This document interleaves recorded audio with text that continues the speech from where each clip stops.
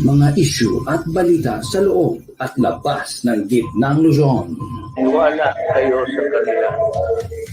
Sige, bahala na. Doon na kayo. So kung titignan ho natin, nasa 17 days ho itong implementation. The fingerprints of climate change linked to human activities have become increasingly clear this year. Dahil wala kami pera, wala kami pambili bigas. Ito ang kauna-unahang all-digital news outfit sa Region 3. Central Luzon Balita. Naghahatid sa inyo ng mga maiinit, pinag-uusapan at trending ng mga balita at issues ng bayan. Central Luzon Balita. Available sa maraming digital platform via website www.centralluzonbalita.com, Instagram Central Luzon Balita, Twitter @Balita Luzon, TikTok Central Luzon Balita, at mapapanood ng Sabayan real time via Facebook at YouTube Central Luzon Balita. This is your one-stop source for news and current events, entertainment, public service, and more. At the convenience of your smart devices. Sa loob at labas ng Region 3. Sa buong Pilipinas. Saan mang panig sa mundo.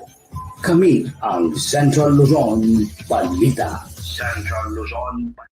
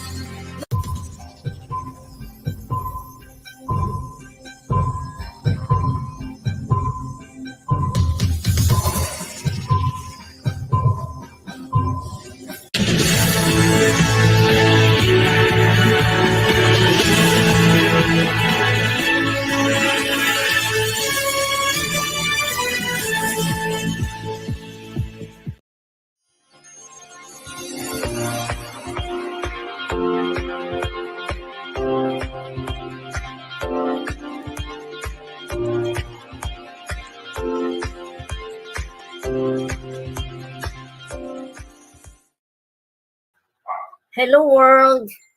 Good day everyone! Good afternoon Luzon! Maya pagat panapon kikayungan Pampanga! Maayong hapon Mindanao! Ay Visayas! And buenas tardes Mindanao! At ganun din sa ating mga tiga Davao Occidental, lalong-lalo na po sa ating Max Radio FM. Good afternoon po sa inyo lahat. Welcome to Bridging Point, connecting people to the world and to the Lord. Brought to you by the Central Luzon Balita, the first digital outfit here in Region 3. Ang ating pong Bridging Point ay running po siya for 2 hours and meron po siyang 3 segments. First ay yung ating balitaan, second yung ating talakayan, at ang the third ay ang ating Where Do You Go From Here, kung saan ang ating tatalakayan ay ang ating the deity of the Holy Ghost. At ganoon din po sa ating talakayan naman, ang ating tatalakayan ang pag-asa. Dahil nga always nating naririnig ang pag-asa noon, hindi natin alam, part pala siya ng DOST, no? So yan po, atin pong alamin isa-isahin, i-detalye po natin mamaya, no? So, good afternoon, at ang Bridging Point po ay tumatalakay ng samot-saring issues within Region 3 at ganoon din po sa ating national and worldwide issues as well. At ang ating makakasama sa ngayon ay ang ating partner technical, walang iba kundi ang ating mapapanood niyo pala ang ating Bridging Point sa ating FB page ng Central Luzon Balita. Hanapin niyo po dun sa search niya, then log on po ang ating Central Luzon Balita, makikita niyo rin po ang live doon at ganoon din po sa ating YouTube. No, makikita log on niyo lang din ang ating centralluzonbalita.com at makikita niyo po naka-live sa kasalukuyan ng ating Bridging Point. At every Saturdays and Fridays, replay po tayo sa Max Radio FM ng Davao Occidental, kung saan napapanood din hanggang Davao del Sur, no? So, good afternoon po sa inyo lahat. At ang ating pong kasamahan sa ngayon ay ating always na suking technical assistant, staff po ng ating Central Luzon Balita, walang iba kundi ang ating Miss RB Jane Silvo sa Kawili na nasa Pasay or nasa San Jose del Monte. At ako ay nandito sa Pampanga, kaya ganun po kaganda ang ating social media sa ngayon.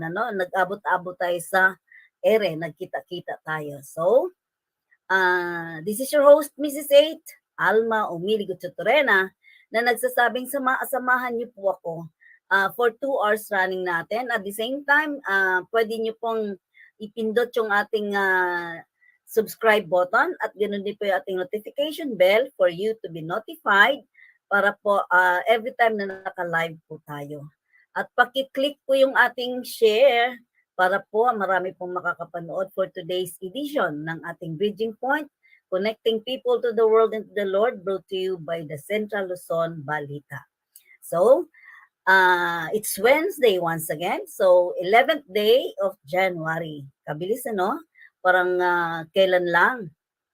At yung mga hindi pa naka-register dyan para sa ating COMELEC, para kayo makaboto by October, ano? Para sa ating barangay at SK election, sumali na, magparehistro na po kayo hanggang katapusan lamang po yan. At ganoon din po sa mga hindi pa nakakapag-renew na inyong mga business permits tulad ko. So, kaya next week yun ang askasuhin ko talaga para matapos siya kaagad. And once again, DOST Day, Wednesday, ang ating pong tatalakayin mamaya sa ating talakayan ay ang ating pag-asa. Ating alamin sino ang mimando ng pag-asa at yung kanyang functions at paano yung kanyang yung name ng mga typhoon, sinong nagne-name noon, ano? So ating malalaman mamaya, isa-isahin po natin yan sa ating talakayan, tulad ng how does predict the what is warning, then so, kanan niyo po ako sa ating 2 oras na talakayan for today, no? So, ang ating where do you go from here naman ay patungkol naman sa ating deity of the Holy Ghost. Ano bang deity? So, mamaya atin pong malalaman niyan, ano? So, balik po tayo sa ating balitaan para po tayo makapag-umpisa na at nang makarami po tayo. No, ang ating balitaan for today ay meron tayong 12 headlines. Kaya 12 dahil nga ang kinikater talaga natin ang DOST News from the South, no? So ito po ang ating headlines for today. Bridging Point News headline for January 11, 2023, brought to you by the Central Luzon Balita. So ito po ang ating number 1. Ang tagal niyang bumalik. So, ito po, Palace announces more appointments in government, no? So yan, kahapon narinig natin na pinalitan ang ating AFP chief, no? So ito na po, mayroon silang ipinalit, mayroon silang pinapangalanan na ilang pwesto ito, bali 7 po lahat ito. So ang detalye po, abangan niyo mamaya. And then ang ating kasunod ay ang ganun din, Palace urged to settle continuing PISA leadership mess, no? Dahil nga, nagkakagulo na talaga sa PISA sa ngayon. So, inyo pong pakinggan ang ating mga detalye mamaya. Ang kasunod naman natin ay ang NTC pilot SIM registration in Masantol, remote area, no? So, yun nga po ang dahil nga, hindi naman lahat merong signal. So, pakinggan nyo po sa ngayon paano yung mga lugar na walang signal gaano. No? So, yan po, abangan nyo rin po yan at ang ganun din po ang ating pang-apat ay kalagayan ng Batang Ramses Ocampo na tinulungan ni Governor Dennis, no? So ang kanya kalagayan ngayon ay malusog, maliksi at nakangiti na. So ano kaya sakit niya, no? So ang kasunod naman natin ay ang soldiers, local government responders save 125 flood victims in Aurora. So nakita po natin last weekend ba to or nung isang na talagang bumaha sila doon dahil sa ulan, no? And then ang kasunod ay ang ating DOST News 1, Nipa Hall. From the Nipa Nipa plant, no? Yung ano natin, yun ang kapalit, bali ang ano niya, alternative to LPG. So sana nga, dahil napakamahal po ng LPG natin sa ngayon, 800 plus, no? So ito po ang kasunod ay ang PTRI, no, activities and programs for the 2023. So yung Philippine Tropical Fabrics siya, PTRI, no? So yan nga po ang mamaya sila ang in charge ng mga textiles. Ang kasunod naman natin ay ang Tarlac farmers get compact brown rice meals from DOST, no? So yan ating DOST 3. Ang kasunod naman ay ang ating DOST News 4, ang DOST 12, and Congressman Kawagdan collaborative to bring science and technology programs to the 2nd District of North Cotabato. At ang ating pang-10 naman ay ang ating DOST News 5, DOST 9 releases Innovation Fund or iFund, no? So pakinggan niyo po yung mga program na aking binabanggit, baka kayo ay pupwede rin dito, no? So yan yun po ang advocacy ng Region Point na isinasawalat o ibinabalita yung mga programs and services ng DOST. Baka kayo ay kasama, makasama doon or naka-align kayo doon sa mga klaseng programa. At ang kasunod naman natin ay ang DOST 9 PSTO Zamboanga del Norte list of the 2022 junior level science scholars, no? So yun na po. Dahil nga natandaan nung November ay October, meron silang na mga para sa listahan, no? Nilabas na itong January. So ito na po ang nung noong November nag-apply sila, then merong iba na approve, merong ibang hindi, no? So, ang kasunod naman natin ay ang official statement from Regional Disaster Risk Reduction and Management Council ng Region 9 at Office of Defense 9 at DOST Philbooks, no? Meron silang official statement na ang news na napakinggan nila sa kasalukuyan ay fake, no? So, yan. Dahil nga natatakot na yung mga taong Mindanaoan dyan dahil nga daw meron daw lindol na darating na napakalakas at napakataas daw ng tidal wave na mangyayari. So yan po mamaya ang ating ngayon pala ang ating mga detalye. So balik tayo sa ating number 1. Okay, ito po ang ating number 1. Palace announces, no? Yun ang nun dahil nga nagpapalitan na naman, nagririgo doon na sa palasyo.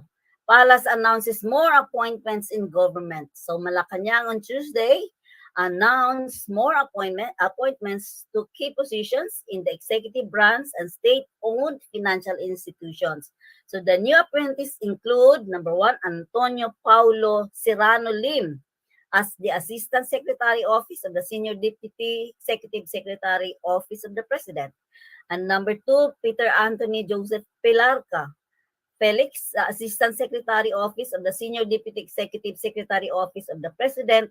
Then ang pangatlo dati ay Manuel Lahos Argel Jr., Acting Member representing the Employers Group Social Security Commission in Social Security System. Then ang pang-apat ay si Lolibet Ramit Medrano, Commissioner Philippine Competition Commission. At ang panglima ay si Michael De Jesus, Acting President and Chief Executive Officer and member of Executive Chief Officer and member Board of Directors, Development Bank of the Philippines, no? Then si Emeline Calderon David, Acting Member Board of Directors, Development Bank of the Philippines, At ang pangpito ay si Maria Lourdes Arcena, Acting Member Board of Directors, Development Bank of the Philippines. At meron pa pala si Jaime Zita Paz as Acting Member Board of Directors, Development Bank of the Philippines. So meanwhile, lawyer Cheloy Vilicaria Garafil earlier in the day was sworn in by President Ferdinand Bongbong Marcos as Secretary of the Presidential Communication Office or the PCO. Hindi na siya Office of the OPS, no? Hindi na. PCO na. 4 months after serving as its officer in charge. No? Yan ay galing sa ating PCO. So yun nga ang ano natin sa ngayon. Asan ang picture, Arvin, ng ating Sir Dudes? Yes. Good afternoon, Sir Dudes. Dahil nga, ang ano natin ay ikaw lang ba ang doon sa ano, pinakinggan kita bago ako nag-onboard.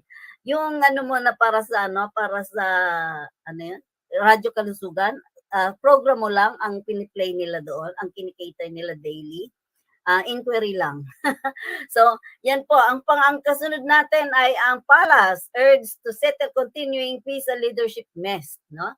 So, members of the Federation of Media Associations were urging anew the Office of the President to settle and long-standing dispute on the Philippine Economic Zone Authority or PISA leadership mess allegedly brought about by different interpretation. Lahat tayo po at Elma. Wow! Ganun ba? In interpretation of the 2 memoranda issued regarding the leadership of the agencies under the executive departments. So this media association include the Publishers Association of the Philippines Incorporated or PAPI, the Boracay Global Press Corps, the KBP Laguna Chapter, and Federation Provincial Press Corps Incorporated. So Memorandum 1 and Memorandum 3 involve the government-owned and controlled corporations or GOCCs and government instrumentalities. The Director General of the PISA is a presidential appointee, hence only the President can appoint and assign an OIC. PISA rules indicated Memo 3, however, provided the exemption of GOC's government instrumentalities, mandating a holdover capacity to ensure unhampered and continuous services. So, the leadership mess stemmed from the incident when then Deputy Director General Tereso Panga appointed himself as PISA OIC without the sanction of then incumbent Director General Charito Plaza, nor of the Department of Trade and Industry Secretary Alfredo Pascual. So Memo 3 provided that DTI attached agencies like the head of PISA could stay on a holdover capacity. So the self-appointed OIC Panga reportedly sought the assistance of his fraternity brother, Secretary Pascual, to issue a midnight DTI department order recognizing him as the OIC. He also ordered the separation from the service of the sitting DG Plaza. To further aggravate the matter, Panga ordered the padlocking of the DG office, the pull-out of the ODG staff and employees, including the office computers, telephone lines, so communications at the ODG will stop. Pinadlock, ano? So on that same day, on August 3, 2022, Panga further ordered the PISA police and the security guards to watch and prevent the entry of DG Plaza, and the DG invited media to enter the PISA office. So tensions and commotions occurred when DG Plaza insisted going to her office for the press conference she called but decided to transfer the venue instead at Conrad Hotel. So various media group hence have been recommending for the fast resolution of the PISA leadership row, which wasn't however addressed by then Executive Secretary Victor Rodriguez. Naiwanan po ito ni Executive Secretary Rodriguez, ano? So itong nakabinbin noon. So the mess continued when Panga got another authority from Secca Pascual for him to fully exercise the powers and authority of the PISA DG. So the former was given the authority to reorganize the employees, and so he started to terminate, demote, transfer to faraway economic zone staffs and employees identified as supporters of Director General Plaza and hired new ones, promoted and occupied economic zones preferred by his staff and supporters. So this action of Panga has as authorized by Pascual are contrary to civil service laws and even OPS memos 1, 3, and 10, which put on a holdover capacity staffs, even contractual employees, as the country is not yet off from the threats of the pandemic, so inflation and world recession. So the oppressed employees have no other recourse when their appeal was not considered but go to the Civil Service Commission. They consequently withdrew their appeal at the Civil Service Commission and transferred this to the Ombudsman Visayas to address all issues on administrative and alleged criminal abuse of authority. Father Panga is Employees Association to support him in connivance with present and past presidents who are his direct staff, allegedly without the approval of the general membership. So made public statements of support and conducted a survey pressuring and harassing the employees to stand by him. So reports said that industry associations are now being dragged to give endorsements for his retention.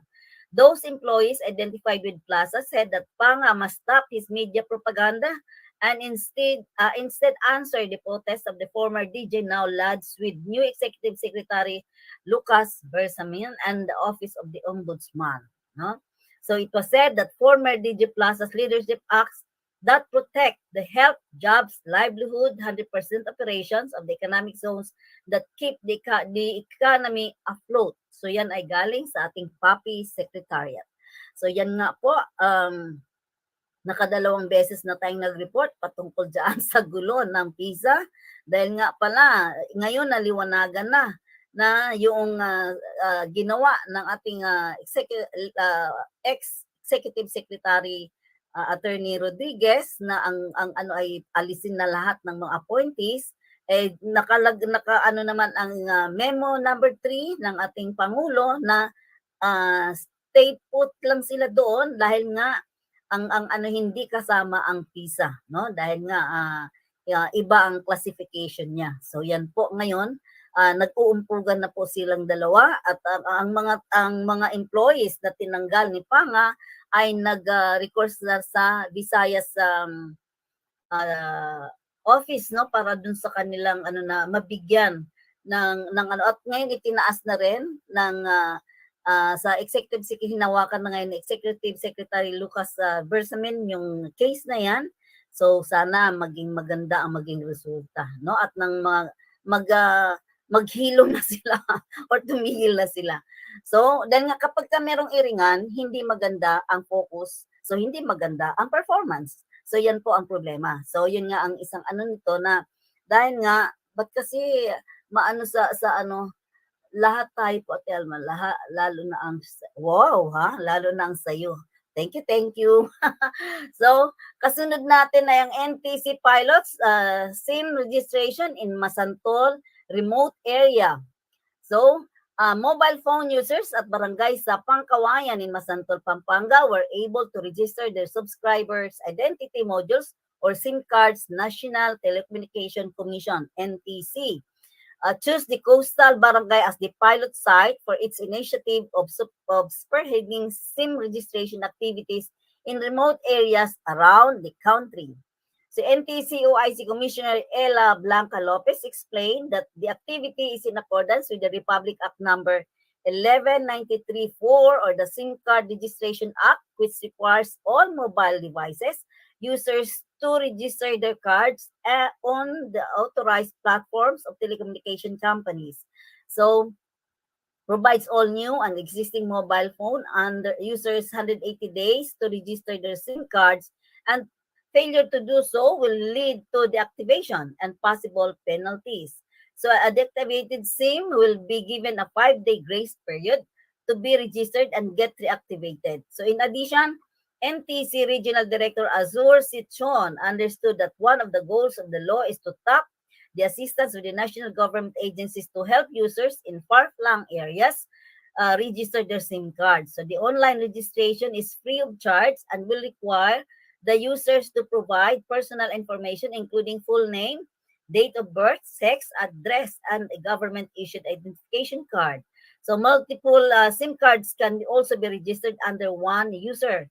For his part, Masantol Mayor Jose Antonio Bustos highlighted that the SIM card registration program will expeditiously address the disturbing rise in malicious and criminal digital activities perpetrated through the anonymity provided by SIM cards. He pledged that local government will continue to support the fight against online and mobile phone security threats by ensuring the phone users in all parts of the towns are registered.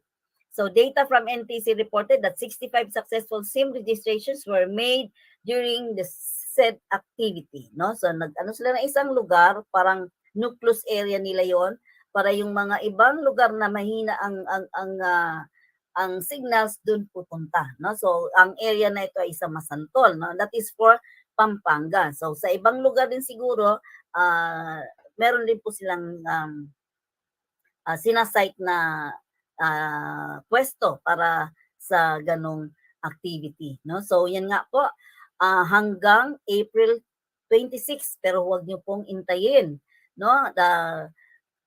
Sa ngayon, meron daw lumalaganap na pwedeng magpapatulong para sa registration ng inyong SIM card kano, pero may bayad. So, pero dito sinasabi libre.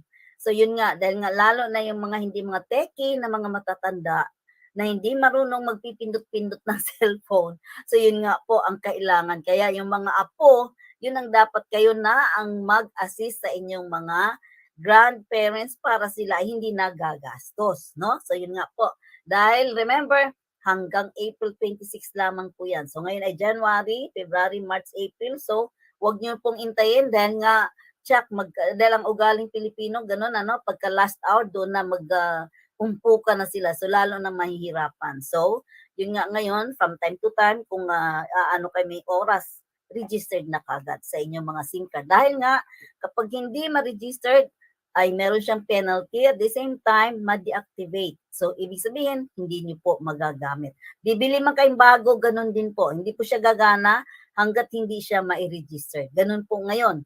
Bibili ka ng bagong SIM card, hindi rin po magagamit hanggat hindi siya ma-register doon sa mga provider institutions, no? Tulad ng Globe, Smart, and Dito. No? So yan po ang ating patungkol sa ating registration. And then ang kalagayan ng Batang Ramses Ocampo na tinutulungan ni Governor Dennis, no? So malusog, maliksi at nakangiti na. Ang ganito na ang kalagayan ng 2-year-old na batang si Ramses Ocampo mula bayan ng Guagua, Picture RV. Pagkatapos tulungan, magpagamot ni Governor Dennis Delta Pineda mula sa sakit na biliary atresia. So yan talaga, mga kabataan ang mga newborn or actually makikita yan pagka nag 1-year-old yung baby, no? Nag-yellow siya. So yun na pala, meron siyang biliary atresia. So isang rare disorder sa atay. So nung unang inlapit si Baby Ramses, kulay dilaw pa siya. Sa tindi ng kalagayan ng bata, sumusuka, umiihi, at nagdudumi na rin ito ng dugo. Walang pantustos sa anak ang inang si Jennifer Ocampo. Lalo pat wala itong trabaho at tumatay lang bilang single mom. So pero sa tulong at malasakit ng ilang foundation at suportang ibinigay ng pamahalang panlalawigan ng Pampanga na ipag-abot sa bansang India, si Baby Ramses noong July 2022 at gumaling sa loob ng 4 na buwan pagkatapos ng i-donate ng kanyang ina ang 30% ng atay niya sa anak. So, lubos ang pasasalamat ni Jennifer kay Governor Delta at sa lahat ng foundation na tumulong sa kanila. Bukod sa tulong na inaabot noong nakaraang taon, nagbigay rin ng karagdagang tulong pinansyal ang gobernador sa bata para sa kanyang mga maintenance na gamot. Sinagot rin sa Kapitolyo ang ilang regular laboratory test na kailangan ng bata. RB yung picture. So, para sa mga kabalin na gustong makatulong para humaba pa ang buhay ng bata, kumakatok sa inyong mga puso ang pamilya ni Baby Ramses. So maaaring mag-donate at magipag-ugnayan sa numero 0919-669-0672. Ang inyong mga donasyon ay maaaring makatulong para sa pagtustos ng lifetime medication ng bata, no? So yan po ay galing kay Luis Rutao ng Pampanga PIO. So yun nga po.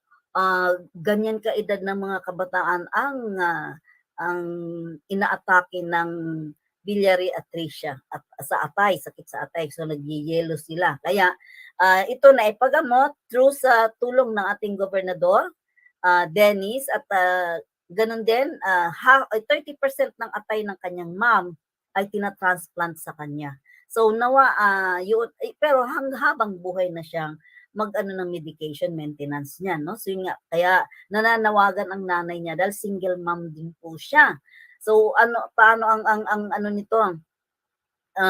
Nakita natin ngayon gumaling siya, so nawa tuloy-tuloy. So sa mga merong extra diyan, extra sa inyong pocket, ano, instead na i-ano ninyo sa anumang mga bisyo ninyo, ilagay nyo na lang po kay Ramses Ocampo para at least tuloy-tuloy ang kanyang buhay, no? So, isang batang ni biliary atresia, yun ang sakit talaga na rare, hindi nga ano kung saan siya nakuha, makikita kasi pagka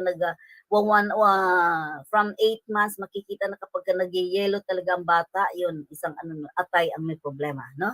So, ang kasunod natin ay soldiers. Local government responders save 125 flood victims in Aurora. So troops from the 91st Infantry Battalion, 7th Infantry Division, hand in hand with local government responders, rescued 125 individuals who were affected by extensive flooding and landslides in Aurora Province on January 6, 2023. So 6 days from New Year pa lang. So the flooding and landslide incidents affected 1,122 families in the coastal towns of Dingalan and Baler. According to Lieutenant Colonel Julito B. Ricto Jr., 91st IB Commanding Officer, rescued individuals were from Sitio Kinalapan in Barangay Pingit, Sitio Gabgab in Barangay Buhangin, and Sitio Pulo in Barangay Sabale, all in Baler. Sitio Mapula, Barangay Wenceslao in Maria Aurora, and Sitio Diamot, Barangay Nonong, Senior San Luis. No? So the Army's leadership lauded 91st IB troops and local government issued rescue workers for risking life and limb to save calamity-stricken village folks. So the Army leadership committed to sustain coordination and collaboration. IB yung picture ng Aurora.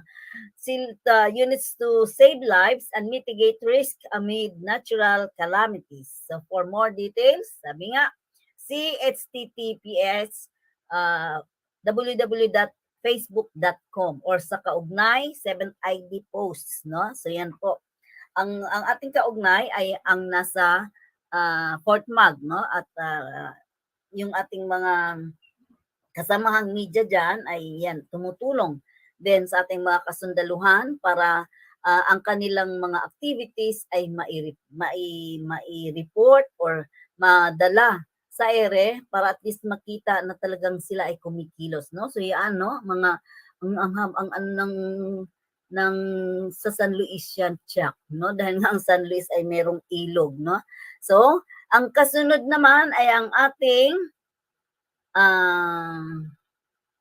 yun. DOST News 1, Nipa Hall, no? So yan ay galing sa puno ng Nipa. Filipino scientist discovers alternative to LPG.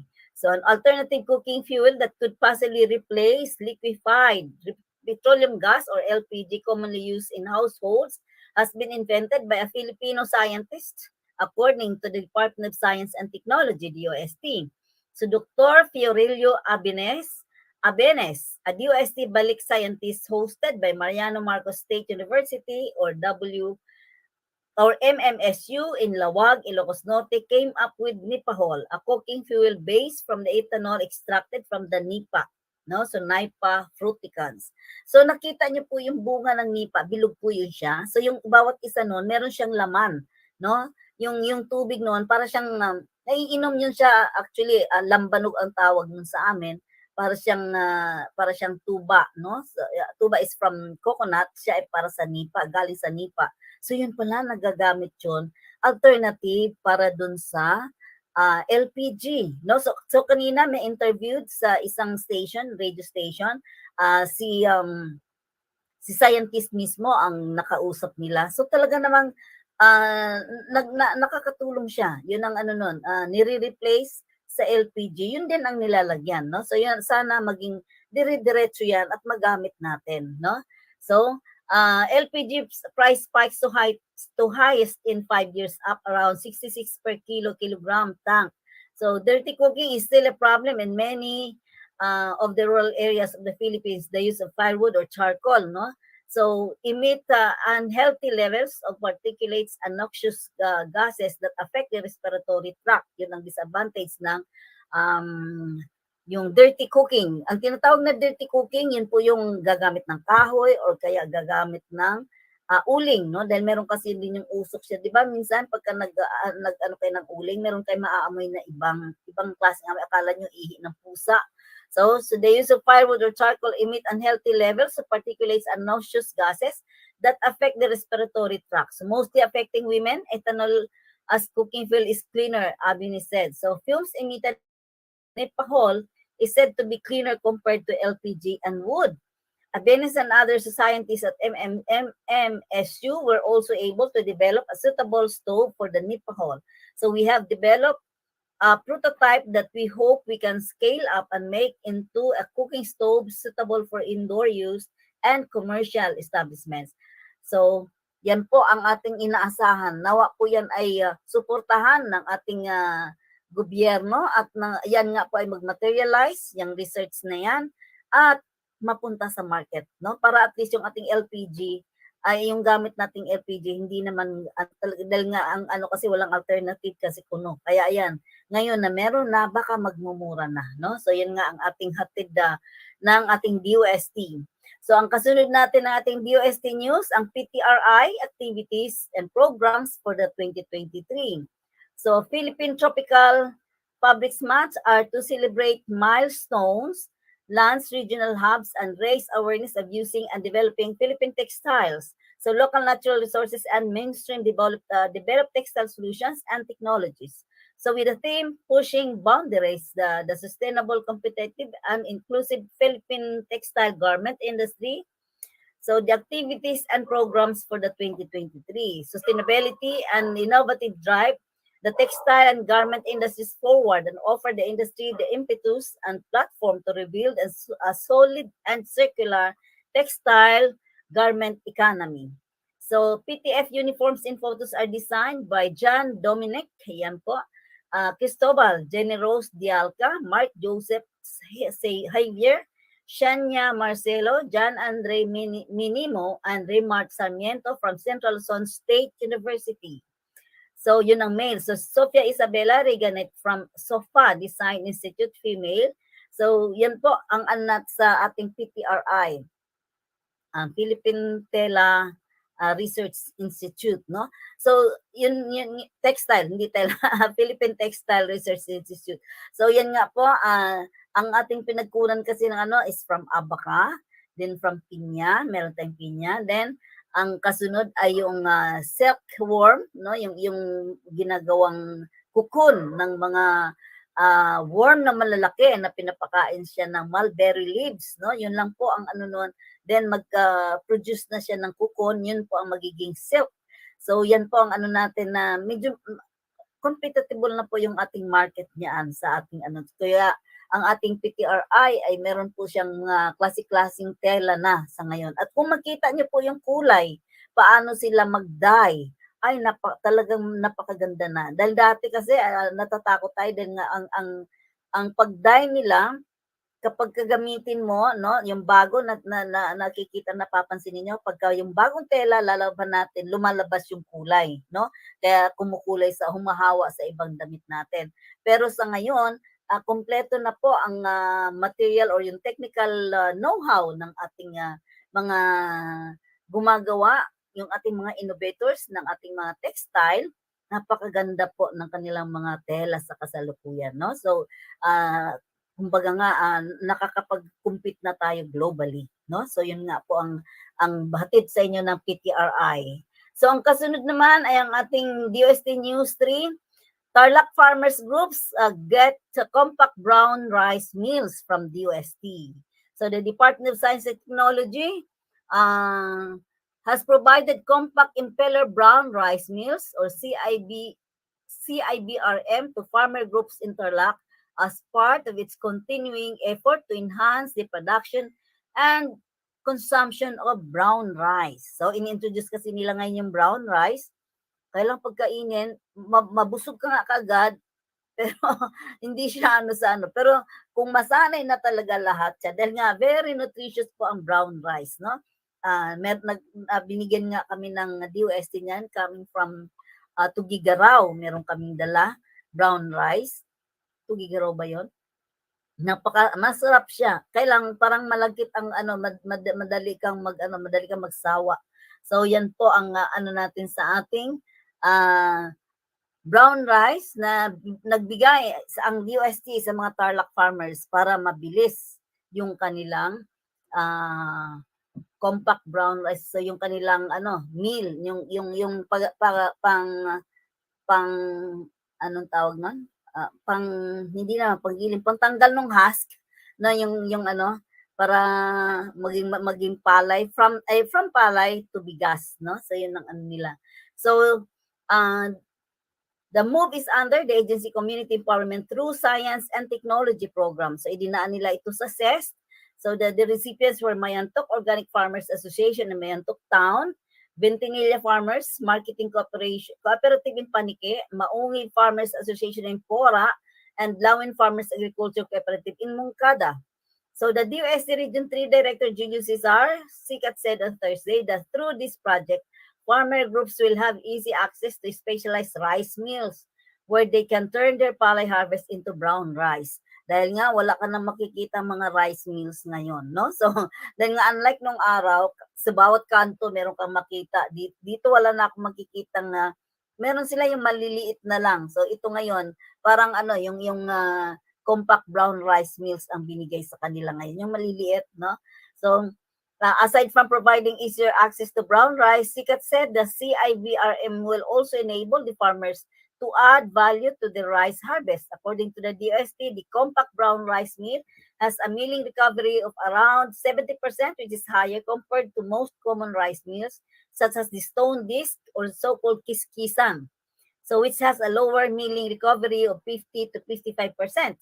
So the higher recovery and more efficient milling will substantially increase the production output and income of our local rice farmers. So yun po ang purpose nun. So Sikat said in a statement, likewise he said, the pillar type rice mills allow the farmer beneficiaries to mill their harvest, which could save them in transportation costs as they no longer need to bring their produce to commercial rice mills, no? So doon na mismo sa hanguan nila ng palay. So this will also increase the awareness of the people about the health benefits of consuming brown rice.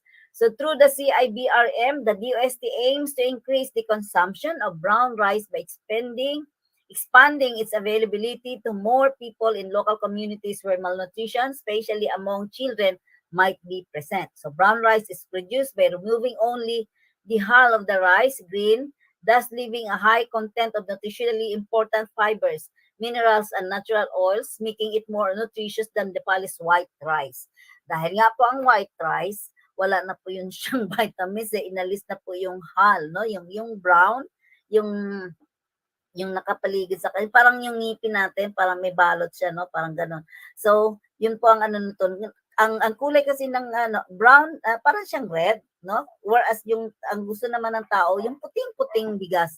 At kapag ka nakis-kis, sabi nga, kis-kis na masyado yung bigas, wala na siyang nutrition, yung nutrient, no? So, yun po ang noon. Kaya, ang itong ginamit na compact brown rice mills, ang kinuha lang talaga yung balat lang ng palay.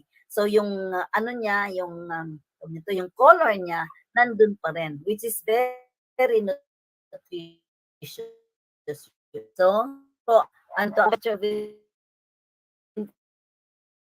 nila farmer thanks CIBRM. Napakaganda ng project na ito dahil na ipopromote nito ang benepisyong pangkalusugan ng brown rice. Kaya ang project na ito ay magiging sinyalis upang umangat ang kabuhayan ng mga farmers sa pamamagitan ng pagpuproduce ng brown rice at pigmented rice. No? So meron pa siyang pigment, yung brown nga ng color. So yan po ay galing sa ating PNA at ang photo natin ay courtesy ng ating Tarlac standard. No? Dahil nga sa kasi ng Tarlac groups, no? So, ang kasunod natin ay ang ating DOST News 4, DOST 12, and Congressman Kawagdan collaborative to bring science and technology programs to the 2nd District of North Cotabato.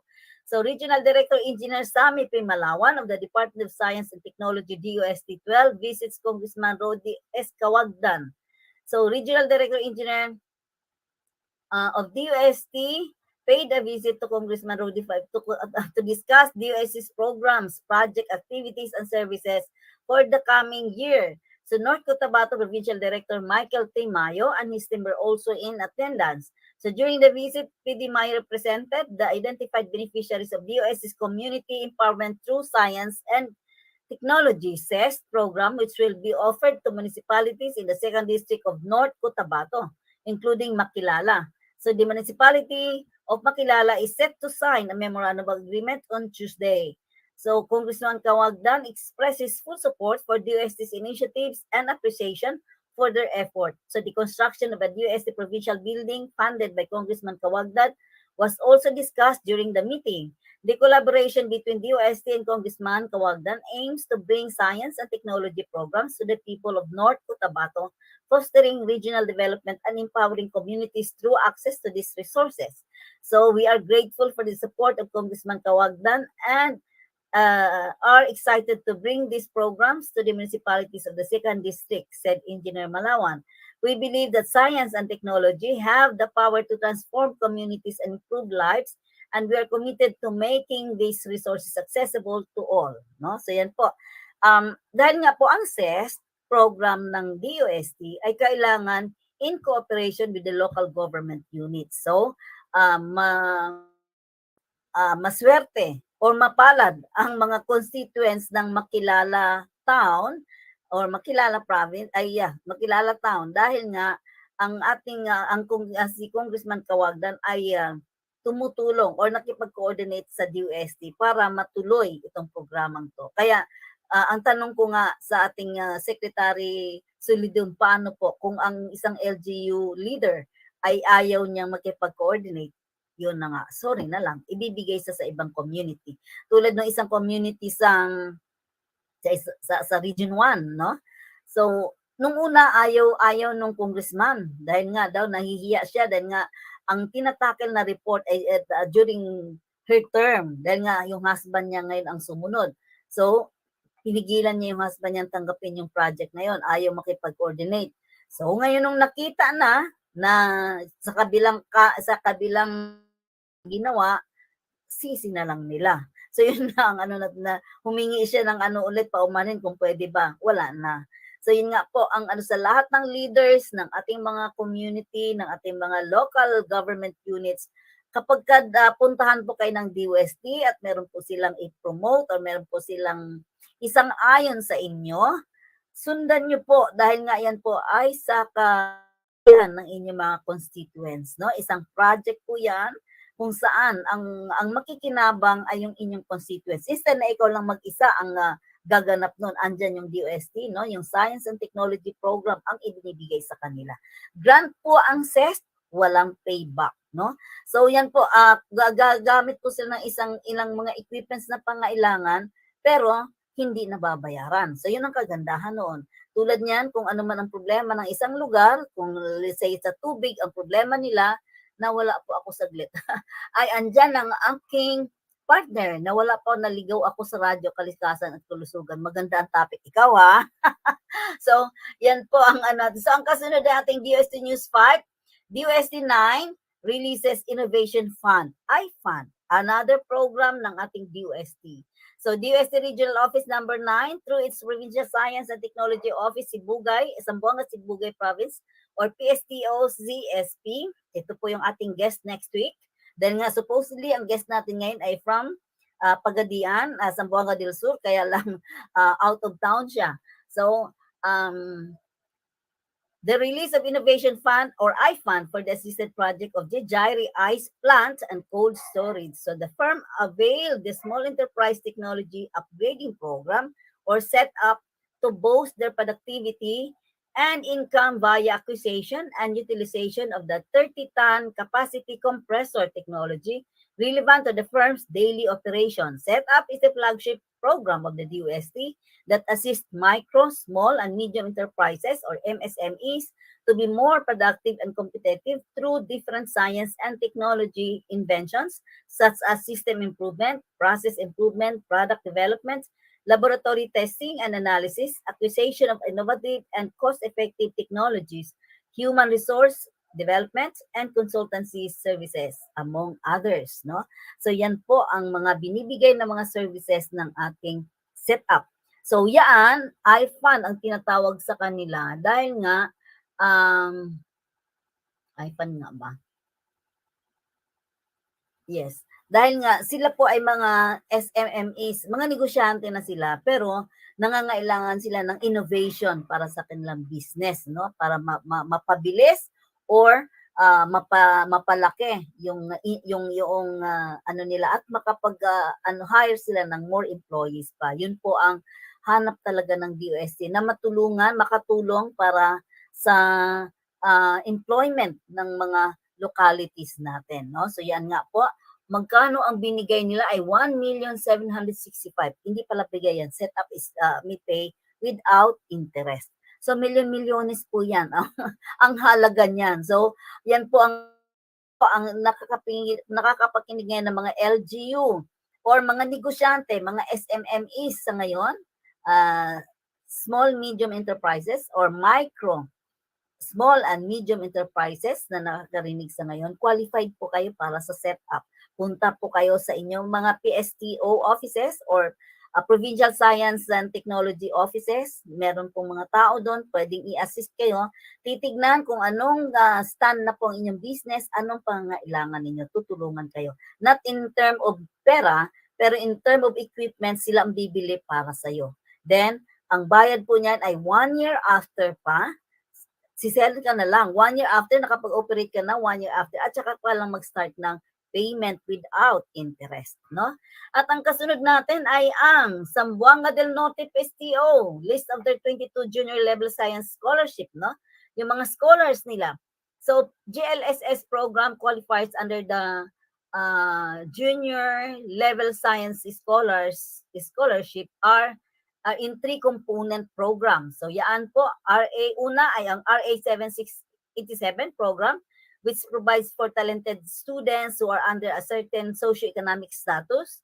At ang pangalawa, yung merit program, which gives chance to students with high aptitude in STEM. And RA 10612, which aims to accelerate the production of STEM teachers in secondary schools. So the DOST SEI Merit Scholarship Program, formerly known as the NSDB or NSTA Scholarship under RA 2067 is awarded to students with high aptitude in science and mathematics and willing to pursue careers in the fields of science and technology. So, some names are withheld pending completion and evaluation requirements for inquiries regarding. So, ito po yung mga names nila. Ang names nila under sa merit category, si Bayubay Dixel Rave C, si Kagaanan Alaysa Nicole G, Dugang Kathleen O, Ilumba Lawrence Clark A, Spinya Russell John C, Gabonada Christian L, Romano Cristel Bliss J, Salindo Katrina Bianca M, Silva Rodina Marie D, Tadlas Maryville Jane L.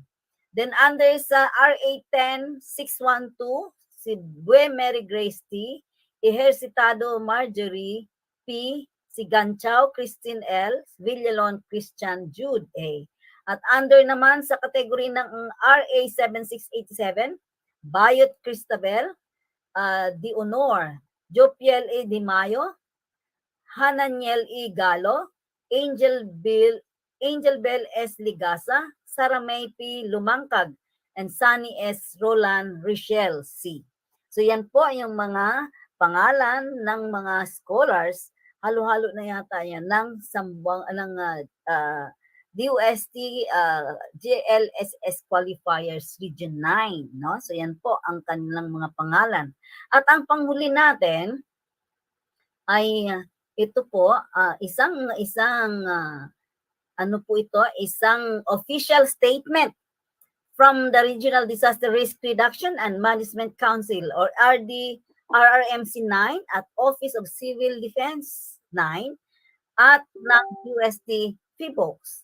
So napag-alaman ang muling pagkalat sa Facebook Messenger at text message ng informasyon na tumutukoy sa posibilidad ng isang magnitude 7.2 na lindol na maaaring maganap sa CDO at Taguluan at ng isang magnitude 6.3 na lindol sa Tulunan na maaaring magdulot ng tsunami na kasing taas ng isang 15 palapag na gusali. Kahaba naman, kataas naman. So nais pong ipabatid mula ng Regional Disaster Risk Reduction and Management Council or RDRRMC 9 at Office of Civil Defense OCD 9 na hindi nanggaling sa NDRRMC at kay OCD 9 Regional Director Ramon Ochotorena ang impormasyong ito.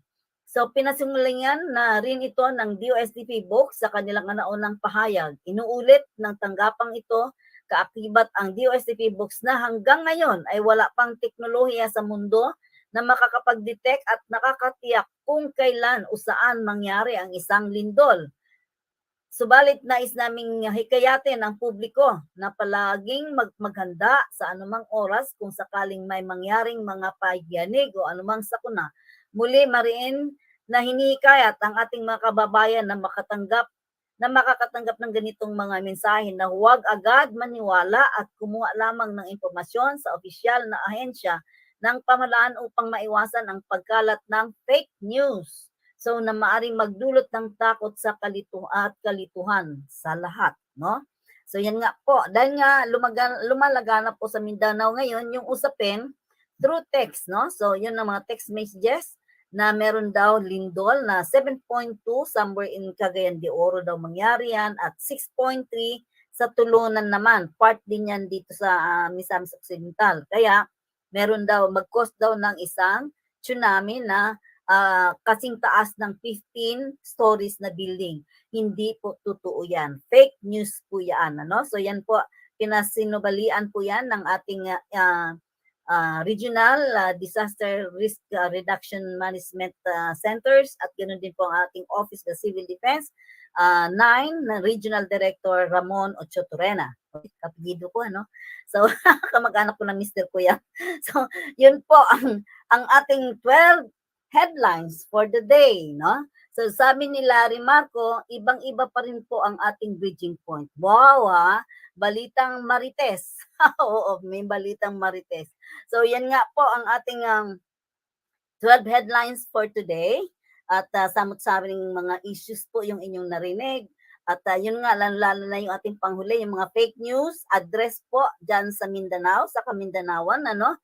Huwag po kayong maniwala kung meron kang matanggap na text na sabing merong darating na lindol na 7.2 at 6.3 dyan sa Cagayan de Oro at sa Tulunan, 6.3 daw. Hindi po totoo yun. Huwag po kayong matakot at kailangan ang inyong paniniwalaan lamang yung galing ng National Disaster Risk Reduction ng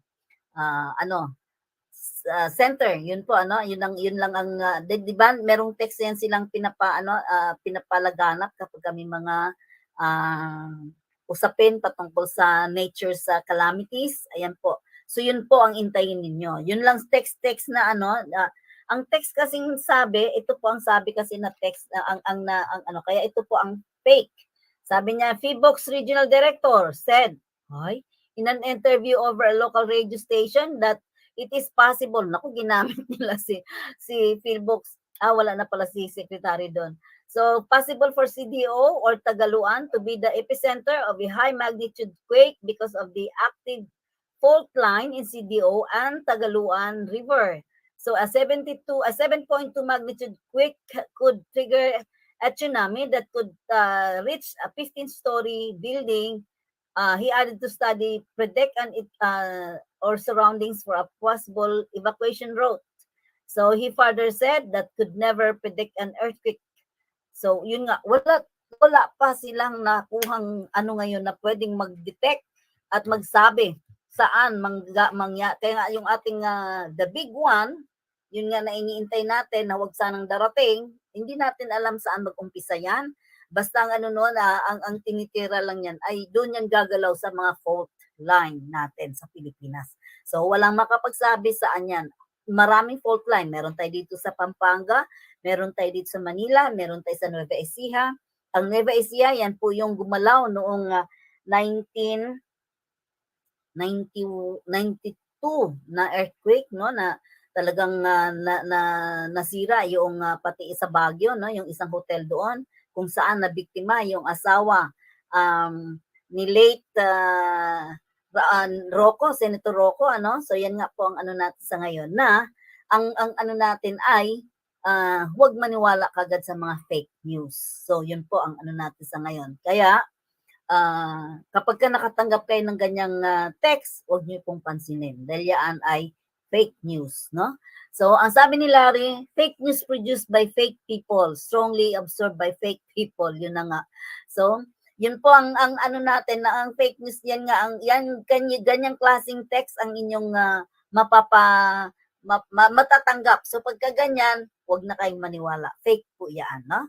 So ganun din ang ating 12 headlines ngayon ay yung bali 7, no? 7 ang para sa ating DOSTs. Nakita niyo po na meron na pong kapalit or meron ka-replacement yung ating LPG, no? Yung galing sa Nipa Hall. Yun po yung tubig doon sa bunga ng Nipa plant, no? So yun po, kung nakita niyo po yun, para siyang, dahil nga ano siya hiwa-hiwalay siya.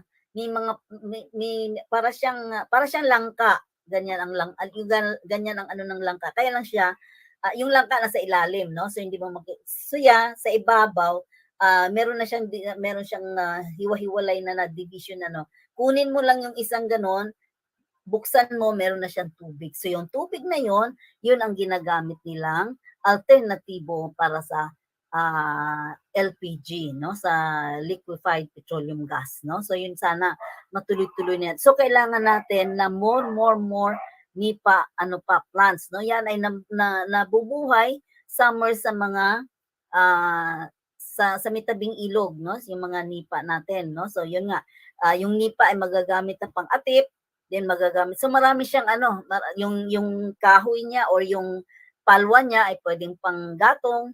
And then yung kaya para pagka igatong mo yung palwa ng nipa, maano siya, masiga, maano siya ng apoy, makagat-kagat ang apoy. Yun pala, dahil nga yung kanyang no, ginagamit nga palang parang liquefied petroleum gas, no. So yun nga ang ano niya.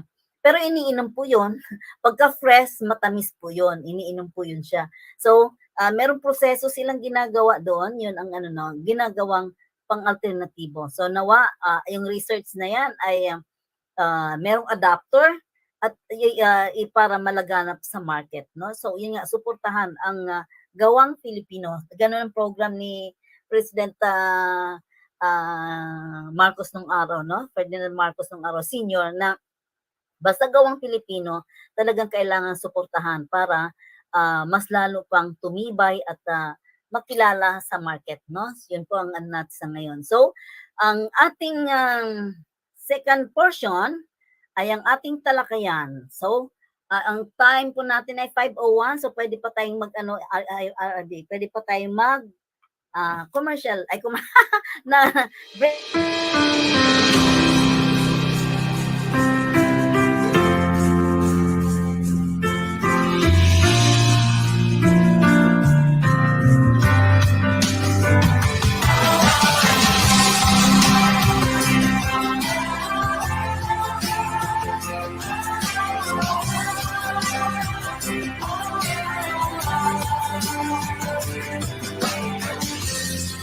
Light up your life.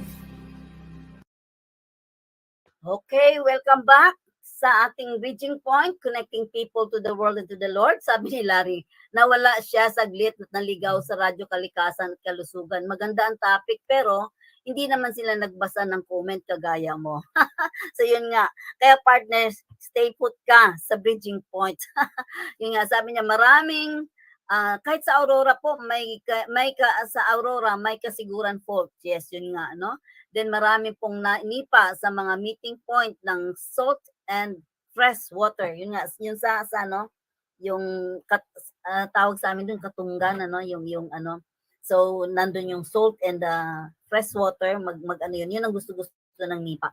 Ang taba-taba nila, no? So, nakita natin, meron din ganyan sa somewhere in Vietnam, no? Nakita rin natin ganun. So, dapat planuhin din natin yung mga coastal areas natin ay aside dun sa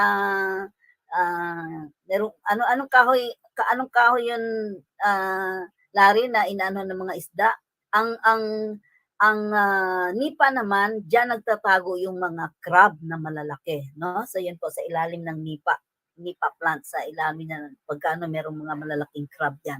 So, galing-galing naman ni Miss RV, kahit maraming hawak na program, alert sa break ng Bridging Point. Ganon si RV. Ganon siya. So, yan nga, kaya lahat yun nakaano yung kaya mga program na hawak. So, yan nga po ang ano natin sa ngayon ay back to talakayan na po tayo. So, ang ating talakayan for today ay ang patungkol sa ating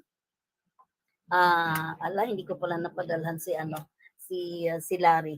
Patungkol po sa ating pag-asa, no? Parati nating naririnig ang pag-asa.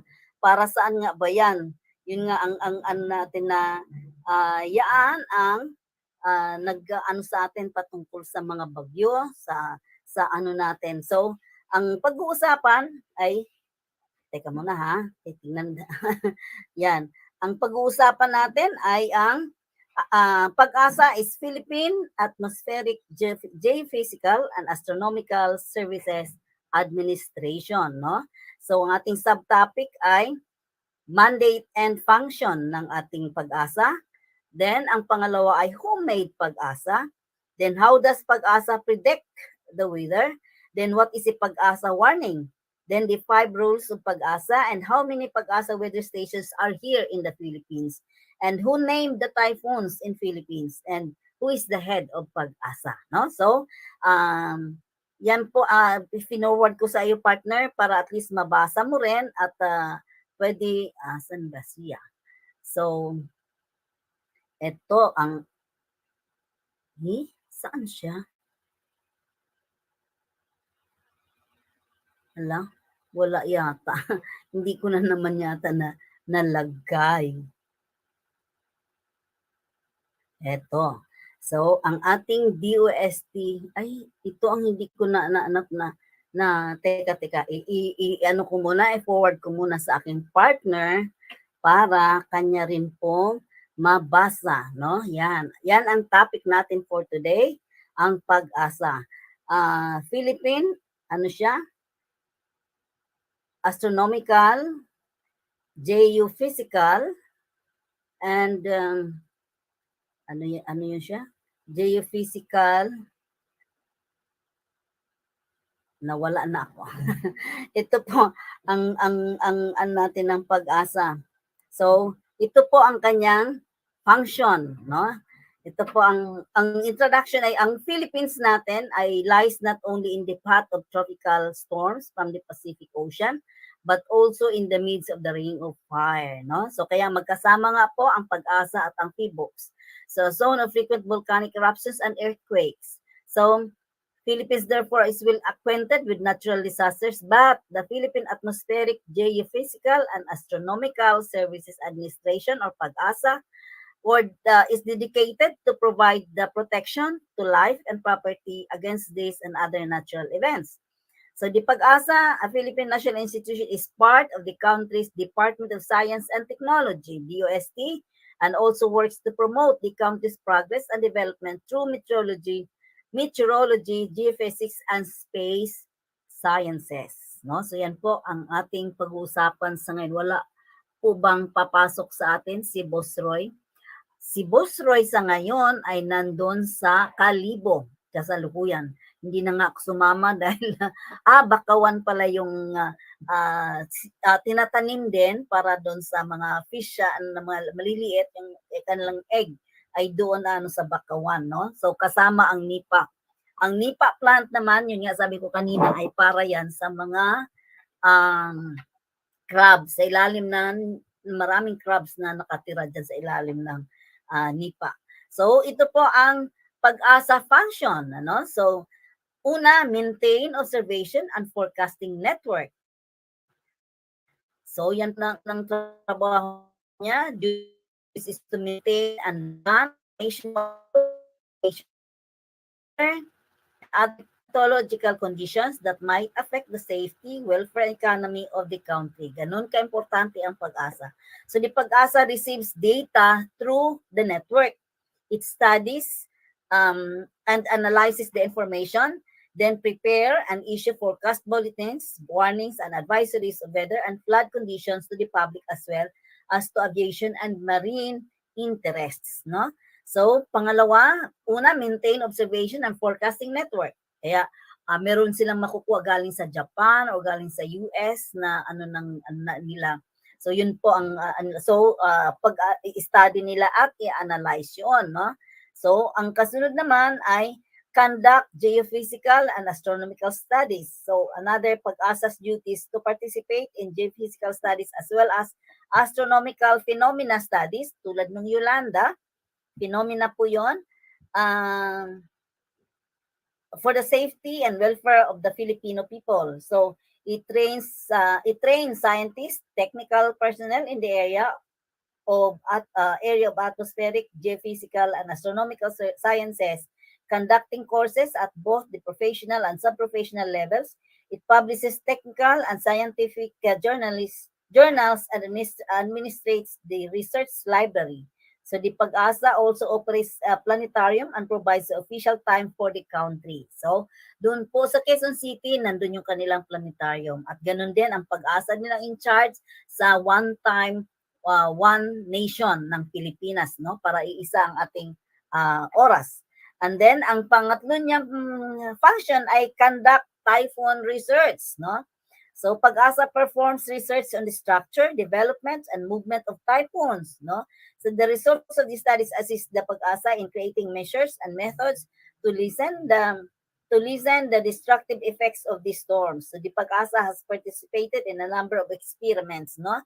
So including the winter monsoon experiment, the typhoon operational experiment, and the spatial experiment concerning typhoon, recoverture, and unusual movement, and uses the gathered data to gain a deeper understanding of typhoons and the effects on the region. That's why every 4 hours, no, ang kanilang forecasting i-announce every 4 hours. Dahil ganun nga, mag-aaral pa sila, magsusukat-sukat pa po yan sila. Dahil i-analyze po nila yung movement ng typhoon, no? Tapos sasabihin nila, walang silbi yung Pag-asa, hindi naman ang tawag nito, hindi daw yung kanilang calculation, hindi naman daw maayos, sa ngayon po kompleto na po ang ating Pag-asa ng mga kagamitan nila. So almost perfect na sila. Hindi rin natin masasabing perfect dahil nga po ay nature po yung kalaban natin, no? So sasabihin nga nila, bakit ang Pag-asa ay nag-forecast na meron ekang ulan, bakit walang ulan? Dahil nga po nature po yan. So kung ano lang po ang nabasa ng mga empleyado sa Pag-asa, yun ang i-report nila. Ngayon, maganda kung hindi natural, di ba? So yun ang natin.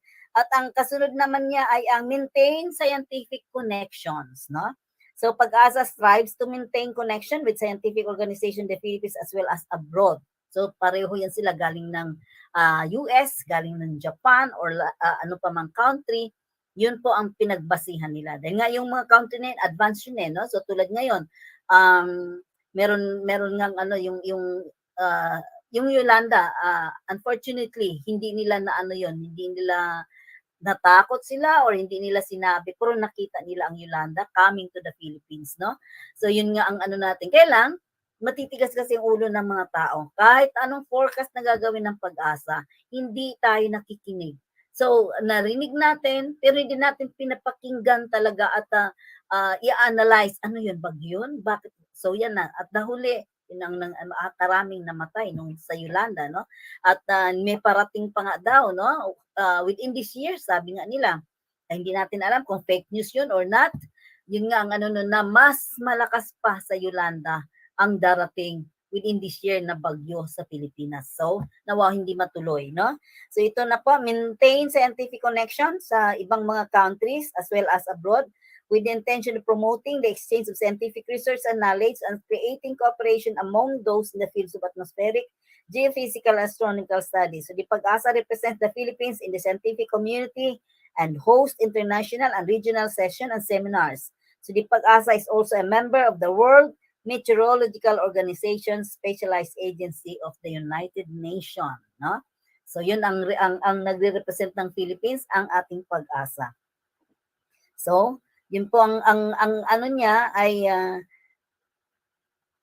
ang PAG-ASA ay dedicated to provide flood and typhoon warnings, public weather forecast and advisories, meteorological, astronomical, and other specialist information service primarily for the protection of life and property in support of economic productivity and sustainable. So, the government agency was created on the December 8, 1972, yung PAG-ASA, by virtue of the Presidential Decree number 78, reorganizing the Philippine Weather Bureau into PAG-ASA. So, dati ang tawag sa kanya ay Philippine Weather Bureau, no? So yun ang nagpo-forecast ng araw. So PAG-ASA collects data from satellites, analyze and interpret it. Yun, dahil nga meron na tayong sariling satellites din na galing na yan yung dala ng ating partner, yung Diwata, no? Yung ating Diwata nung araw at yung merong dahil nga namatay na si Diwata, merong bagong ipinalit yung mga nano-nano, no? Ipinadaan dun sa Japan Astronomica, parang NASA din na, no? Yun ang na NASA ng States. So tayo nakakonect sa JAXA sa Japan, no? So ang purpose ng PAG-ASA? So we deliver, as sabi niya, reliable and relevant weather-related information, product and services to develop communities resilient to typhoons, floods, rain-induced landslides, storms, storm surge, then extreme climatic events, climatic change, and astronomical hazards, no? So, ang mission niya ay to deliver a reliable and relevant weather-related information, products, and services to develop communities resilient to typhoon. Ang vision niya, the Center of Excellence for Weather-Related Information and Services, helping develop a disaster and climate resilient nation, no? So yun po ang vision na kaya natin. Actually, ang resiliency ng Pilipino napakataas, no? Kahit na anong klaseng bagyo, nakakaya natin. Nakakatawa tayo kahit in the midst of the bagyo, no? Tulad nung at least may namatay, masakit yun. Pero yun nga ang natin, nakuha pa rin nating tumawa.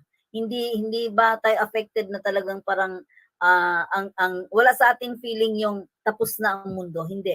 Yun kataas ang ang resiliency ng ating ng bansang Pilipinas at ng mga Pilipino mismo, no? So yun po ang natin. Then ang kanyang homemade PAG-ASA, so yun na nga ang nito ay through Presidential Decree na PD number 78, also known as the Atmospheric, Geophysical and Astronomical Science Act of 1972. So issued ito by the President mismo, no? So President sana ikaw. So ang natin ay si President Ferdinand Marcos Sr. ang nagbuo nito. So ang homemade PAG-ASA. Then how does PAG-ASA predict? How PAG-ASA predicts the weather daw? So land-based weather stations around the world and automatic station observe the atmospheric pressure, wind direction and speed, temperature of the air, humidity, clouds, precipitation, and visibility using standard weather instruments such as the barometer, wind vane, anemometer, thermometer, and psychrometer or hygrometer. No, yun ang mga gamit nilang mga meter-meter ng ating PAG-ASA. So how does PAG-ASA detect typhoons? So a radar. So gamit nila ng radar. Target is attached to a balloon and it is this target that is struck by ground radar.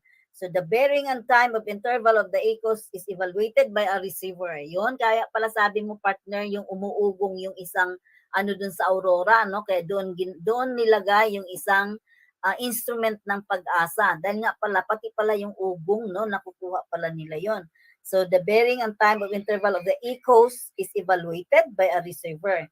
So a weather surveillance radar is of the long-range type which detects and tracks typhoons and cloud masses at distance of 400 kilometer or less, no? So, how are weather predicted? So, meteorologists use computer programs called weather models to make forecasts. So, since we can collect data from the future, models have to use estimates and assumption to predict future weather.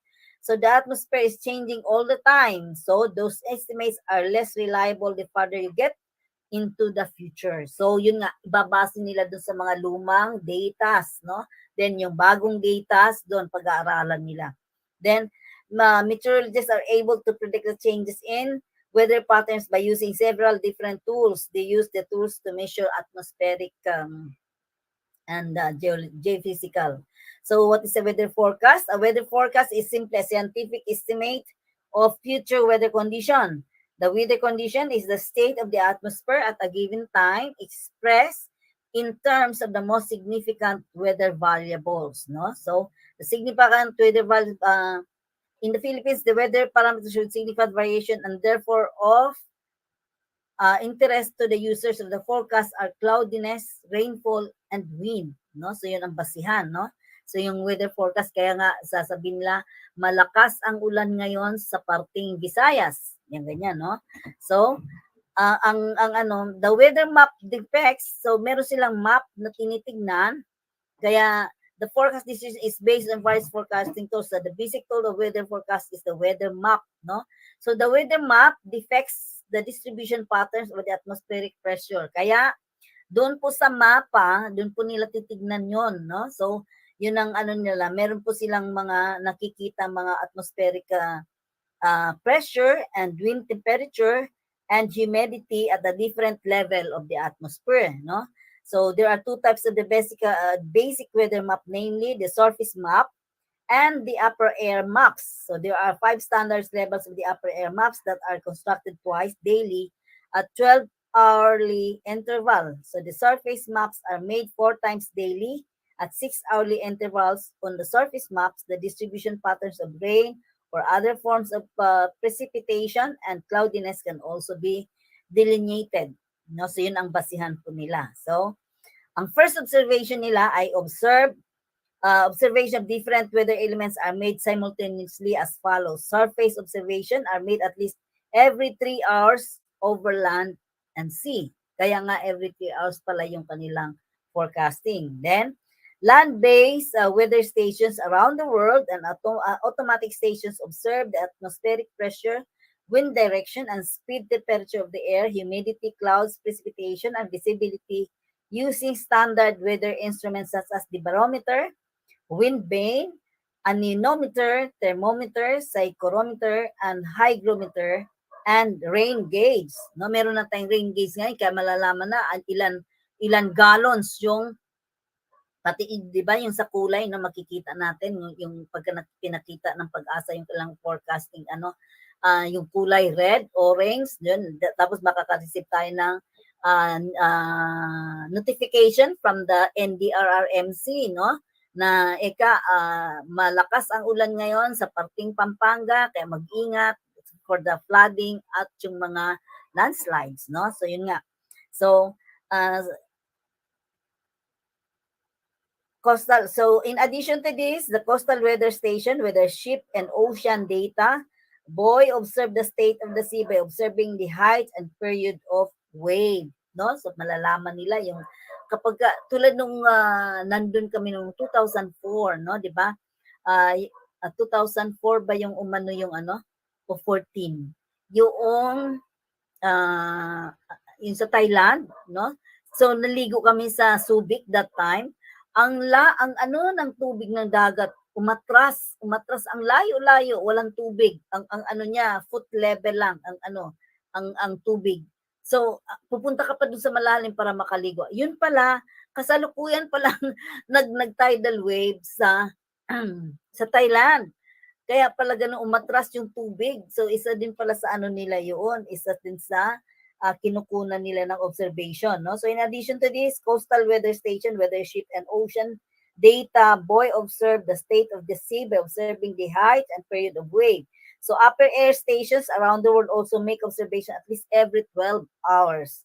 So, the pressure, temperature, and dew point temperature, wind direction, and speed are observed selected levels in the atmosphere using radius cones, which record this data by tracking helium-filled balloons, no? Kaya pala merong balloons attached to transmitters, and another apparatus, the theodolite, is used in observing wind direction and speed also at selected levels. So in addition to this, commercial airplanes observe the weather along their routes and specified times.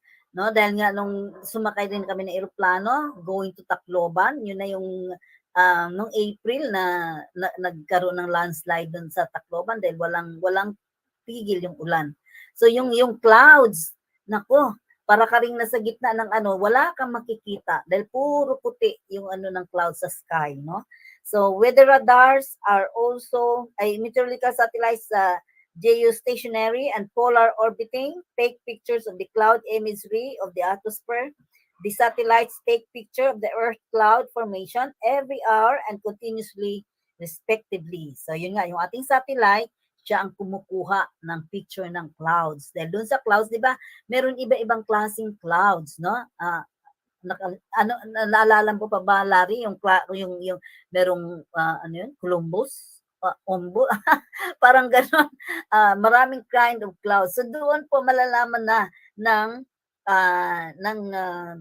yung expert, no, kung anong klaseng ano yon. So a vast array, so yun ang ano, weather radars are also used to observe the cloud within the range of the radar. So a vast array of weather data are fed to the computer, which analyzes them as program and makes a time integration of physical equation. This is called numerical weather prediction. No? So, ang second step, collection and transmission of weather data. So, weather observation which are condensed into coded figure, symbols, and numerals are transmitted via radiophone, teletype, facsimile machine, or telephone to designated collection centers for further transmission to the Central Forecasting Station at WFFC. So weather satellite pictures are transmitted to ground receiving stations while radar observations are transmitted to forecasting centers through a local communication system, no? So last July, nag-conduct ng isang seminar ang ating Pag-asa para sa ating mga sa ating mga newscasters sa mga radio, no, sa mga TV, tinuturuan sila how to deliver ng mga calamities, no? Dahil nga ang calamities nasa pag-announce kasi yan, ano? So, kung ikaw ang nag-announce na ikaw ay nagulat na rin at natakot, yung iyong mga viewers or mga listeners ay magkaroon din ng takot. So, tinuruan sila maging relax, no? Kailangan pagka nag-news ka ng weather forecast, kailangan relax ka. Huwag kang nandun na pati ikaw ay natakot, no? So, binawal 'yon. So, 'yun. So, ang sabi niya, weather satellite pictures are transmitted to ground receiving stations while radar observations are transmitted to forecasting centers through a local communication system. So, ang third step niya, plotting of weather data. Kaya pala dun sa Pag-asa, nung luwag ng kanilang mga mesa, no? Nandun sa ilalim yung ng computer nila. Para at least doon sila magko-compute ang lang. So, pa-plotting nila yung So, upon receipt of the coded messages, they are decoded and each set of observation is plotted in symbols or numbers on weather chart over the respective areas or regions. Observations made over land and sea are plotted on the surface or mean sea level charts which are prepared 4 times a day. So radio sound, the theodolite, aircraft, and satellite wind observations are plotted on upper level charts which are prepared twice daily. So, pang-apat na step ay analysis of weather maps, satellite and radar, image rays, and other data. So, current weather maps are analyzed as follows. Surface. So, yung surface chart, the data plotted on this weather map are analyzed isobarically. So, this means the same atmospheric pressure at different places are interconnected with a line taking into consideration the direction of the wind. Through this analysis, weather system or the so-called centers of action such as warm fronts, intertropical convergence zone can be located and delineated. So upper air chart, kanina surface, ito upper air chart. The data plotted on this weather map are analyzed using streamline analysis. Lines are drawn to illustrate the flow of the wind. With this kind of analysis, anticyclones or high pressure areas and cyclones or low pressure areas can be delineated. So numerical weather prediction model output, the computer plotted weather maps are analyzed manually so that weather system like cyclones and anticyclones, troughs, etc. are located. So monitor weather charts. So plotted data on the cross-section rainfall at 24-hour pressure change charts are analyzed to determine the movement of the wind waves, rainfall distribution, and the behavior of the atmospheric pressure. Yung aking first degree cousin na si Lucrecio Nunoy About, no? He was once with the Pag-asa. Nakita nyo na siya dahil forecast na siya virtually, no? Kasama sa Channel 2, sa Channel 7. Nagkaroon lang sila ng problema nung sino yung bossing nila sa Pag-asa na nagkaroon ng palpak dahil nga sila mismo dun sa loob sa analyzation nila, merong isang analysis yung isa, yung bossing nila ayaw maniwala dun sa analysis nila. So, nag-forecast sila ng mali. So, yun nga po. Kaya, napaalis yun. Sino nga yun, partner? Ano ba pangalan nun? So, yun ang bossing niya. So, ngayon, under na siya ngayon ng, sa Thailand, no? Private firm ng Thailand. Ano po sila para at least, dahil nga, ang mga private companies, no? So, kaya yung mga meteorologists, malaki ang sahod tulad ni Tatang Tani, si Tani sa Channel 7, dati yan siya sa Pag-asa, kasama niya ng pinsan ko nung araw. So, kinuha siya ng Australia, no? Pero ayaw ng misis niya sa Australia dahil nga gusto niya Philippines lang. So, kinuha siya ng Channel 7, ng GMA, no? Siya ngayon ang resident meteorologist ng Channel 7. So, kalaki po ng sahod nila. Mostly sa kanila ay mga engineers yan sila, no? Tapos, ang kagandahan, kapag kapapasok, tulad ng aking pinsan, engineer siya by, ano ba engineer? Civil ba siya? So, ngayon, ang sa kanya, pinag-aral sila mismo ng Pag-asa, no? So, yun nga. Pero ngayon, meron ng subject na, meron ng course na meteorology, no? Sa UP, meron yan. Ngayon, ang kagandahan kapag nasa Pag-asa ka, isi-send ka nila sa isang training kung saan talagang yung training nila masyado, hectic yung training nila para at least makuha mo lahat yung about sa weather condition, no? Lalo na sa pagbabasa.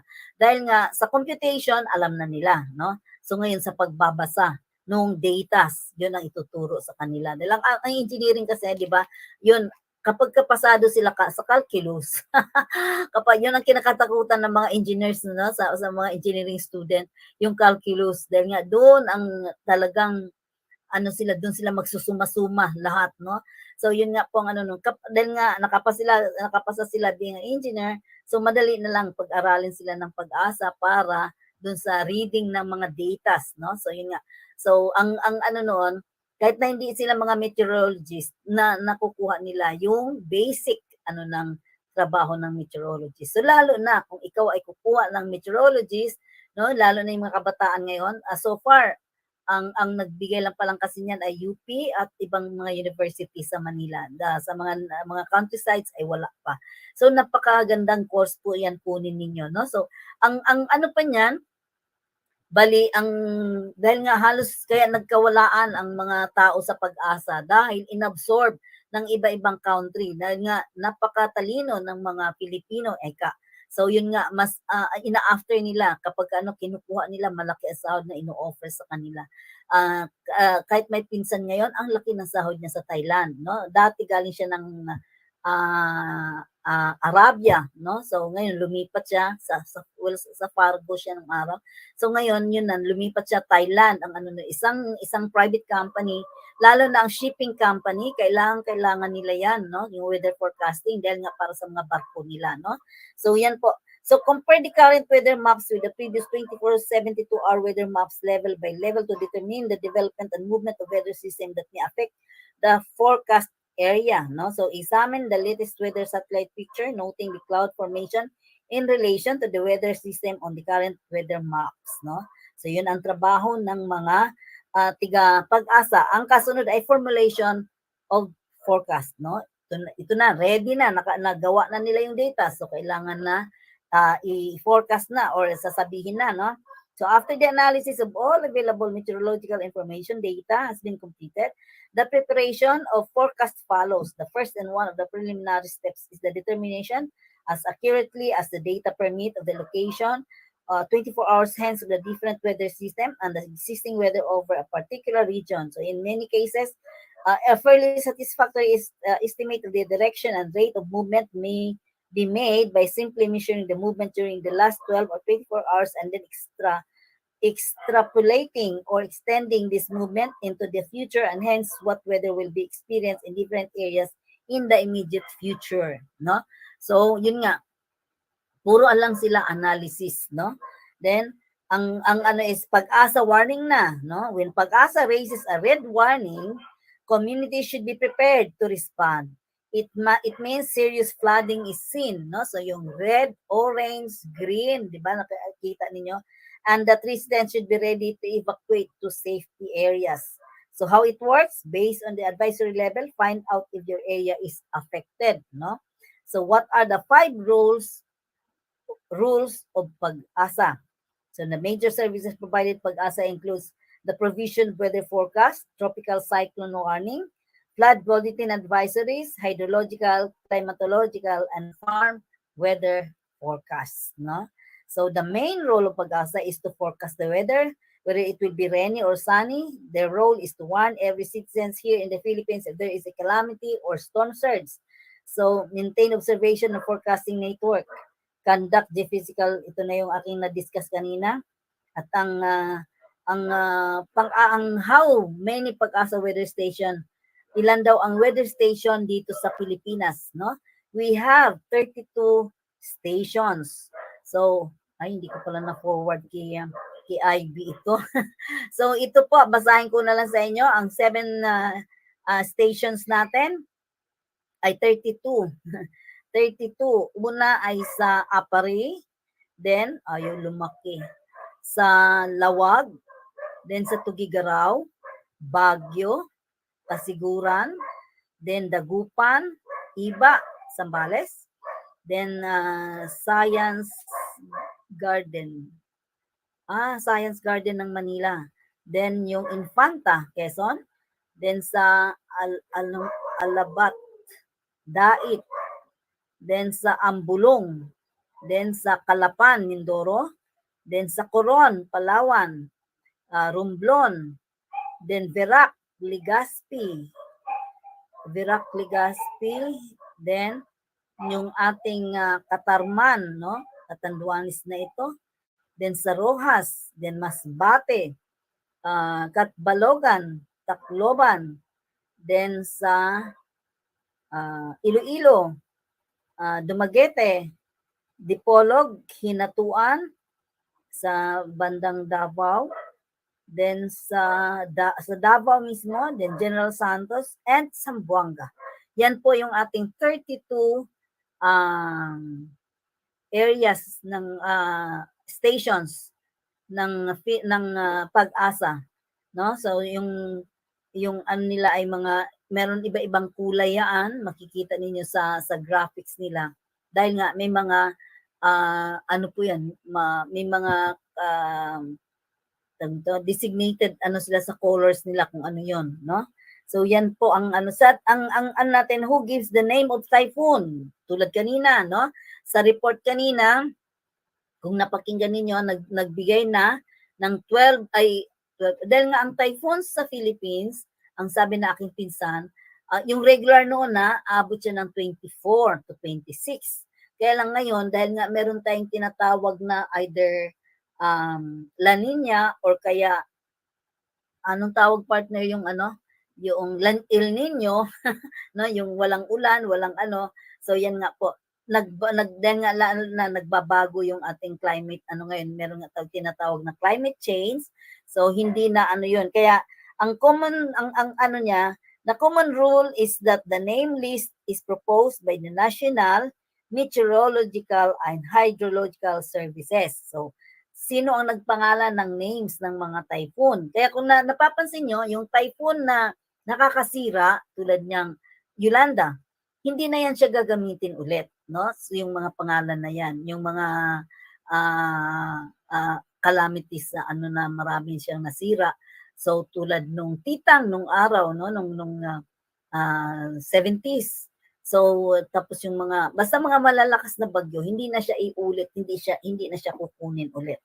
So ang National Meteorological and Hydrological Services of WMO members of a specific region and approved by the respective tropical cyclone regional bodies at their annual biennial session. So kaya nga, so for 2023, kung narinig niyo po kanina, meron po silang pinapangalanan na ng mga bagyong darating sa atin. So the forecasts are then aired in various radio stations by telephone or sent by telefax machines, and a few minutes after completion are immediately stations nationwide.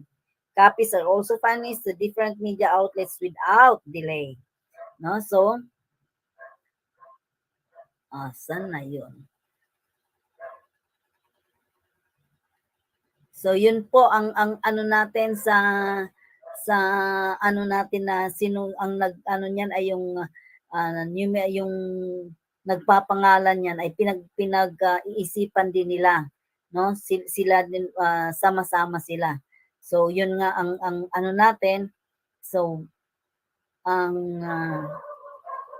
sabi sino ang nagpangalan, so yun ating 32 stations, yung sino nagpangalan? Yung National Meteorological and Hydrological Services, no? So ang ano yun, the forecasts are then aired in various radio with their station copies are also furnished to different media outlets without delay. So who is the head of the Pag-asa? Ito ngayon, alam natin si Mang Tani, si Mang Tani nung araw ay naging head ng Pag-asa nung araw, ano? Pero ngayon, as of this time, ang head po natin ay si Dr. Vicente B. Malano, no? So yan po ang ano natin ng Pag-asa Administrator, no? So yung pong ano ng Pag-asa, yun nga kaya sasabihin natin hindi naman ano yung accurate yung kanilang mga sinasabi. Pagpasensyahan niyo po dahil nature po ang kalaban ng Pag-asa, no? Kung ang nature ay ayaw niyang umulan, pero nakapagsabi na silang uulan, wala tayong magagawa. So magpapasalamat tayo na hindi umulan. So tulad ngayon, meron sinasabing may darating na bagyo na mas malakas pa sa Yolanda Eka sa Pilipinas. Yun nga po ang ano natin na kailangan always lahat ay maging ready. Dahil yung storm surge, no, tulad nung nangyari sa Yolanda, ay naku, napakalakas ng alon na tumatapyas doon sa tabing dagat, no? At ganoon din sa Manila Bay, kung nakita po ninyo nung merong isang bagyo doon na napakalakas din ng storm surge. Dahil unfortunately and sadly to think na ang ating Manila, Metro Manila ay mababa siya sa dagat, no? Below siya sea level. Kaya kung makita niyo po yung Manila Bay, dito yung lupa ng Manila, pero ang Manila Bay nasa taas, no? So yun nga po, kaya kapag nag-storm surge ang Manila Bay, ay talagang lahat papasok sa Manila area. So yun nga ang hindi kagandahan ng ating location, dahil nga mataas ang dagat kaysa sa ating lupa. Kaya kapag di ba usually kapag ganyan, dapat ang tubig ay lalabas sa dagat, baliktad na. Ang tubig ay papasok sa dagat, ay papasok sa bayan.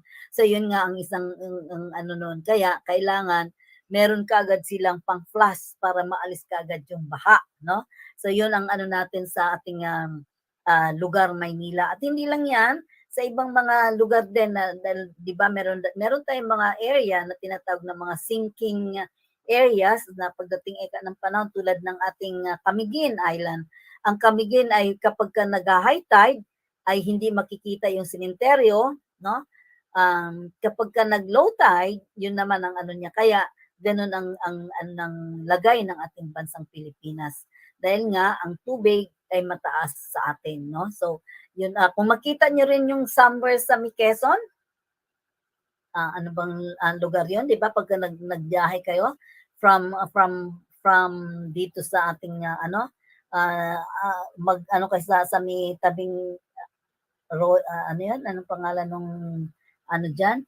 Tabing dagat, pero pagka nag-storm surge yan diyan, talagang pasok din. Lalo na sa ngayon na ang ating karagatan ay kinukuhanan ng black sand, yan nga ang matindi.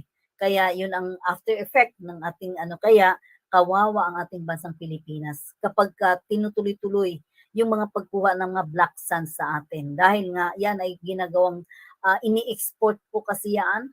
Kaya yun dahil yan ang ginagawang battery at ginagawang bakal, no? Yun pong niyan, ginagamit po yan sa bakal yung ating black sand. Kaya yun nga ang isang noon, kaya darating sa atin bakal na. So yun nga ang masakit, yun ang masaklap, pero ang ating karagatan ay kalbo na. Kaya nga meron kayo naririnig ng mga sinkhole, no? So yan po ang natin ng ating pag-asa sa ngayon. Kaya ang pag-asa ay isang nga po sa English word na hope, no? Siya po ang ating pag-asa para maayos sa ating bansang Pilipinas when it comes sa weather condition. Kailangan alam lahat. Kaya nga tingnan niyo sa Marikina, meron silang doon na doon sa tulay, measurement. Kapag lampas na doon, kailangan force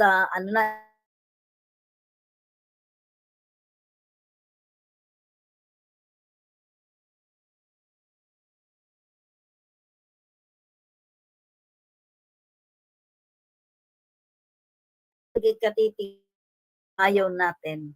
So yun nga, pagdating na ng at saka pa lang na nakita ng meron ng baha, meron ng mga flash flood na dumadaloy, at saka ka palang kikilos, sira na lahat ng inyong mga kagamitan dahil nga hindi sila always ready. 'Di ba? Yun ang ng slogan ng 7, I am ready, no? So yun ang nila. Kaya yun ang kailangan na ang lahat ay makinig sa mga forecast warning ng ating